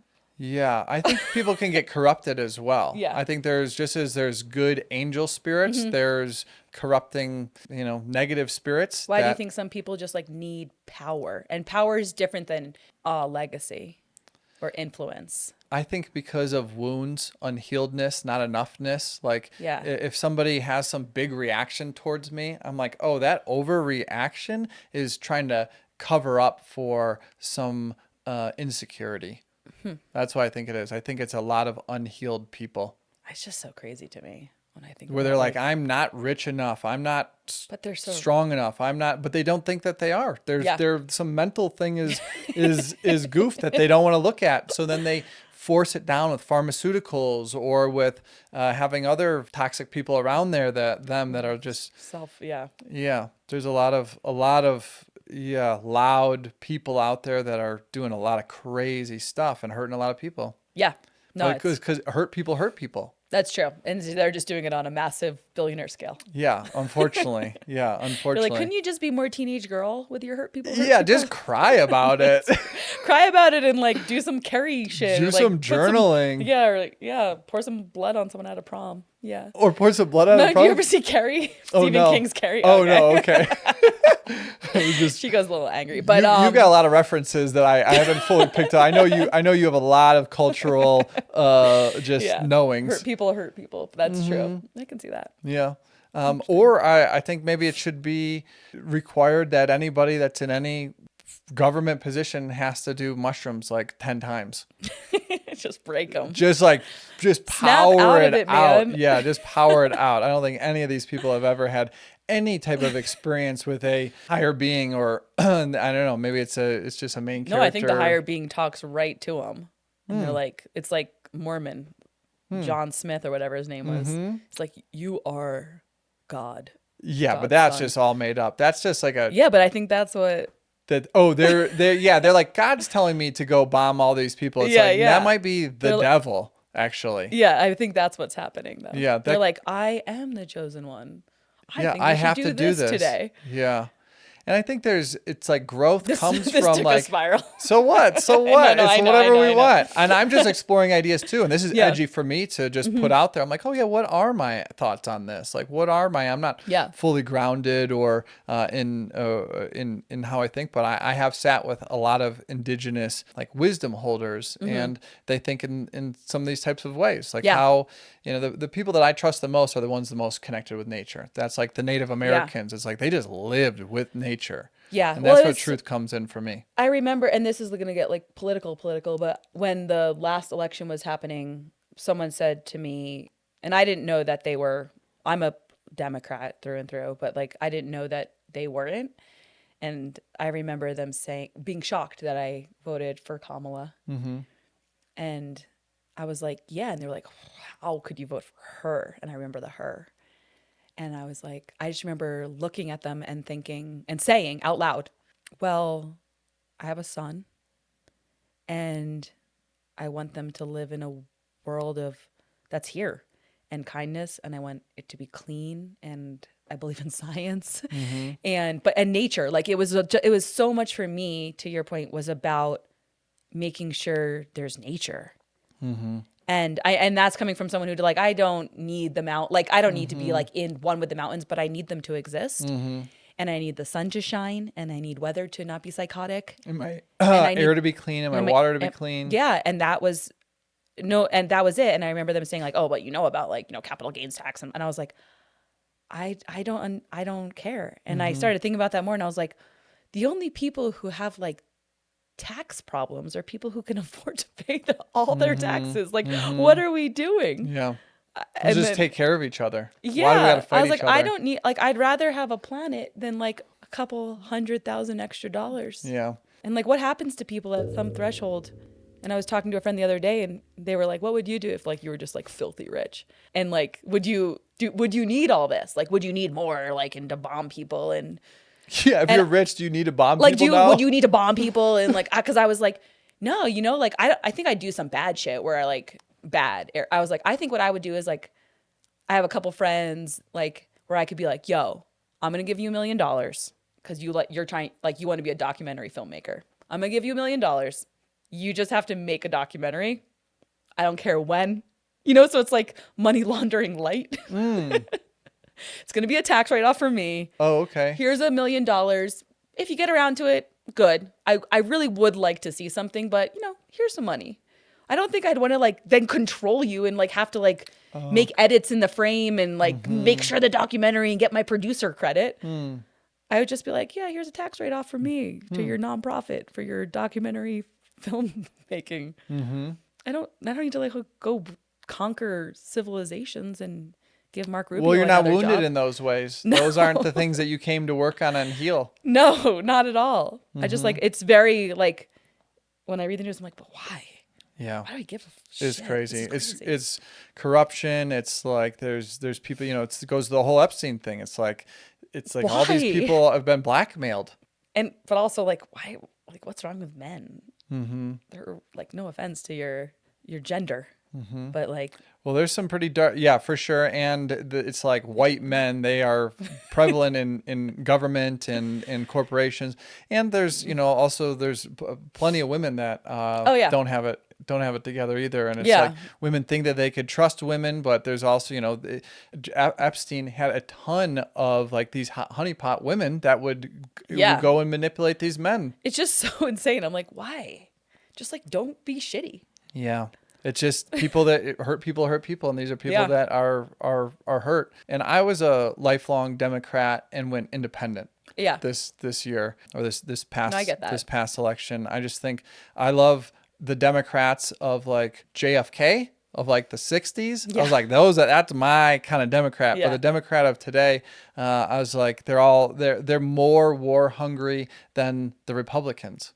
In ways, yeah. In ways, I'm like, I don't really recognize my party anymore. No, it's very messed and I up, think the whole we thing need, right now. I think they have more in common with each other than they have in common with us. And so I we can see need, that. we Well, it's need, just like, yeah, it's like power to stay in power yeah, rather than like, they allow insider trading. There's like, it's just, yeah, it's the whole thing is disappointing. And what can we do about it? It's just like, we could just try to take care of ourselves and put out as positive things. put out some podcasts. We're trying to put out some positive things and then, grow through it. So, that's where I'm at. I was like, this is very edgy for me to be doing a podcast, to be talking in this kind of a way. But this is where the growth comes in. Yeah. And I'm just committed to the growth, and I don't want to come back as a tree. I want to come back as a, Oh yeah, so we got to talk about this. we got to. Otherwise, We have to. otherwise we're gonna be digging holes somewhere. Yeah, I in the don't want middle to be of the digging ocean. ditches. Yeah, in the ocean. I'm like, this is not a good job. Yeah, we're gonna be on a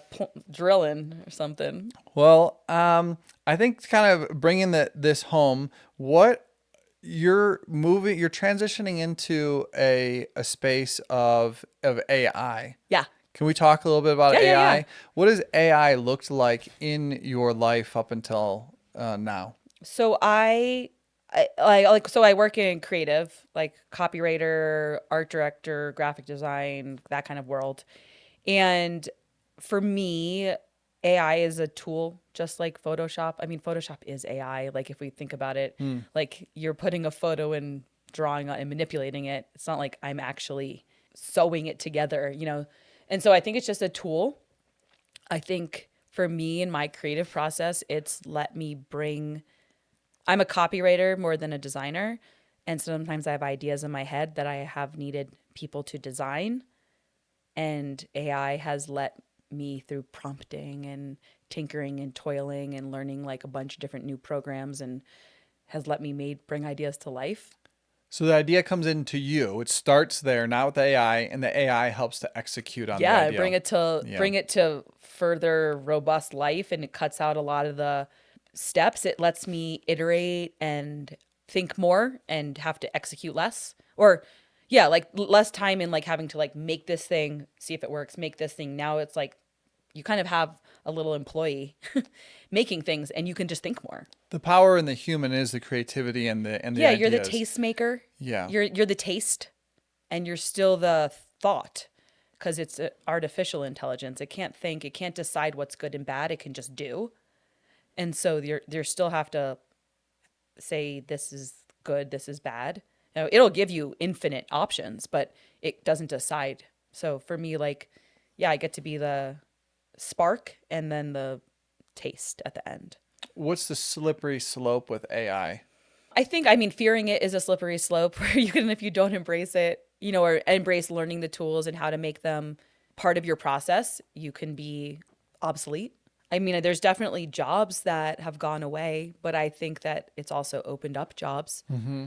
And so just like anything, when stock photography came things, when digital cameras became things, when HD TV, when people didn't have to like cut the film anymore and stitch it together, There's always progress, but it's always just a tool, and there's new ways it's just a tool. And I think that the fear around it, yes, there's like who owns the idea and likenesses and, celebrities and like, oh, they can impersonate us. And I think there's truth and what's true and what's fake. Mm-hmm. That's definitely probably the slippery slope, but I think that is more fear-mongery than real. It's just like any new tool where people are scared of like, what's going to happen now? But for me in a creative process, it's just being able to, you can express more. What if you use AI for your step one? The like outsourcing that creativity, that intuition, can that be a slippery slope? I mean, for me, the human element is the thoughts in your head, how you connect things together, and AI can't do that. So the step one of like, oh, I have an idea, that still comes from your own human point of view. So like, even if like the other day I wanted it to explain Sagittarius A, the black hole in the center of our universe, to me.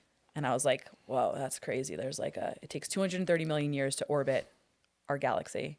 Since the dinosaurs, we've made almost one orbit, which is nuts. And I was like, wow, that's heavy. Like, and then like our solar system's rotating our sun.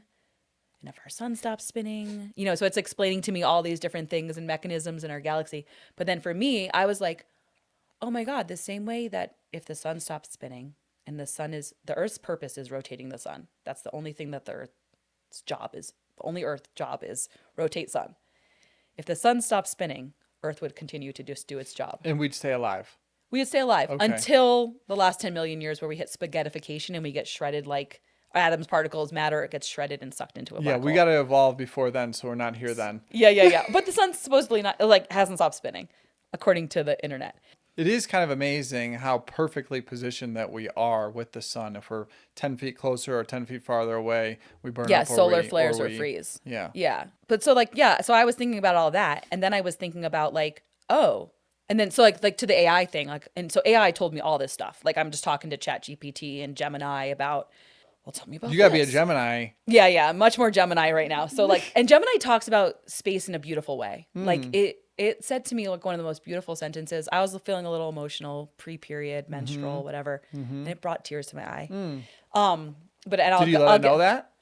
No, I didn't. I should have. It said to me, I was just like, keep going on. I was asking it all these questions about why, like why? Because it was telling me about this. Well, I'll finish this story first. So basically, then I was like, whoa, that's so crazy that the Earth would continue rotating the sun, even if the sun started a death plummet.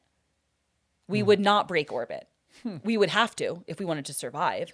And my human idea was like, whoa, that's such a metaphor for life. And the AI wasn't going to get there. And I wrote like a whole thing about like, in our own worlds, we have purposes, like whether it's like raising your family or your job or your brand, and you're rotating it and you're doing everything you can and you rotate it and you rotate it. But what if it is dead? What if this brand, like you said, your brand's for sale, like me, like I've had things in my life and like they are dead, but I'm still rotating them because I don't know we are plummeting. We're taking a 30 million year free fall. Yeah. And then I'm going to be shredded. And so I have 30 million years, to I love get the staying F in out of the things too way. long. Yeah. And Yeah. so, but it's like, it was such a metaphor. And I was like, oh my God, there's so many metaphors in the galaxy and the way that the universe works that literally is exactly what we do. Like the Earth's purpose is rotate the sun. But if the sun stops, if your center stops being true, you need to go find another center, and I was just like, oh my God. Yeah. Like we do this so much. Like a mom whose kid goes off to college and you just want to keep orbiting, your son or like SON, but you can't because they're not your son anymore. They've done something else and you need to like, you feel instability. You're not grounded anymore. But as long as your inertia is rotating that person, you feel grounded. So even as you're free falling, dying, you feel grounded because it's what you do. And I was like, that's such a metaphor. Like, but sometimes you have to step back and be like, I'm in a dead system. And how does that clarity come through? How do you know when to let go? You have to like get your little sensors out and be like, fuck, the center's dead. Yeah. And you have to break free. And like that breaking free is going to be that breaking free. If you broke out of orbit, let's say the Earth would start getting pulled to this place called I forget what, the something super particle like this. It's called like the Great Attractor. And it's a point in the universe everything is pulling towards. And you would start floating to it and hopefully you would get caught up in another solar system or another galaxy and get pulled in by another star, or you freeze and die, but if you stay, you're guaranteed to die. So it's like, do you want the guarantee to be shred into spaghettification, which is a real physics word? Or would you like to chance to float out into the abyss towards the unknown and maybe get picked up by another galaxy? Why do you think people stay, or why do you think in your own life you've stayed longer than? Because the comfort of the known, even though is easier than the fear of the unknown, even though the known might be misery. And that's where I do have like and I usually do exit and I can't, but yeah. For me too. So it's like, what's uncomfortable? Let me lean into that so I could feel into some other Yeah, because it's orbits. not that, because what's worse than just like happily plummeting to your death? Yeah. But the thing that Gemini said that was very beautiful was there's a space out in the universe called the pillars of existence, something like that. I can't remember it right now. But it's basically a star nursery. And it's these big pink gaseous areas. And there's just so many gases that they're just birthing stars like all over the place. I was like, oh, like, well, what happens? Is it like super concentrated there? Because like stars pull, like they're moving around things, and like what happens when all the stars are born? And it was like, oh, well, yeah, like there'll be no gases left because the gases all come together and make these stars. And I was like, oh, wow. And I was like, well, then how are planets? Because I was like, oh, I don't know how planets are formed. And they're usually debris of stars that get float out. And, so like we're on a solid chunk that started rotating. So we got stuck exactly where we are because of our mass and our weight rotating the sun. But then some of the gas that came off are the gaseous planets. And they got a little further away before they got stuck to orbit. Oh, wow. Which is interesting. And I was like, oh, okay. Well, and then I don't know. I was asking Gemini, like, well, what would happen if the sun got hotter or like the flares did this? And it was like, oh, yeah, well, I think I asked it something about rotating. If basically the solar flares that are coming on our Earth eventually will destroy our atmosphere and suck all our water out. That's like climate change and all that's happening. And I was like, how did water happen in the first place? And they're like, well, the core actually, it was weird. Like the core was frozen and it had its own whatever material it's made of and let the water out. And then the atmosphere kept it down. And we're like the right distance away. So the solar flares hit the ozone layer. And for sure. It's like, for sure this? Yeah. Like this is this is a cliff note of what Gemini was telling me. I was like, oh, that's crazy. I was like, but eventually like the sun's going to, burn the planet to death. And it's like, yeah. And I was like, oh shit, Gemini. Well, what's the point if like it's all just going to end? And it said, maybe the point is that being alive is the universe's way of witnessing itself or something. And I was like, you being alive right now is proof that the universe exists. And I was like, okay. And I think the universe likes to be entertained. And I think we're very entertaining. Yeah. And it was just like, you're a witness that any of this exists. And like that's enough. And I was like, just a witness. Okay. Thoughts on people saying that we live in a simulation, that our gods are some type of AI. I'm totally for that like Matrix theory, especially like, I'm like, I feel like the day that I felt like I was Jim Carrey in Pleasantville. I don't know if you saw that movie. Like, yeah, he thinks he lives in this town where it's like, hi, Rhonda. But he's in a movie? He's like like on a TV show. And it's like, there's a set. He one day sails out to the end and is like, phew. Yeah, right. There are days, like when I like walk out my door and I'm like getting ready to like do the thing and like the truck pulls up and I'm like, this fucking can't be real. Where's the cameras? Yeah, like, I'm like, hey, really? Yeah. So I don't know, maybe, but I guess to the same thing, it's like, cool. Well, I'm still here. Yeah. And I still have feelings. What's that change? That doesn't change anything for me. Whether I'm going to heaven or hell does not change how I live my life. Whether there's, a bunch of like one-eyed slimy things watching me on a TV screen in a galaxy far away doesn't change my life. I know who I am and I try to make good decisions and I try to do as little harm as possible while entertaining myself. And I think that's like a big one. I'm not like no harm, as little harm. Well, I'd like to offer you a gift. One of my microgreens. We have two options for you. Okay, what do we got? We have a 100% broccoli, which is very popular. People like the broccoli for sulforaphane. And then we have a blend of broccoli, radish, and red cabbage that actually is 3 times more powerful than just the broccoli on its own for antioxidants. Oh, I will do 3 times as powerful. Now we're talking. Yeah, because I'm all about bang for your buck. Yep.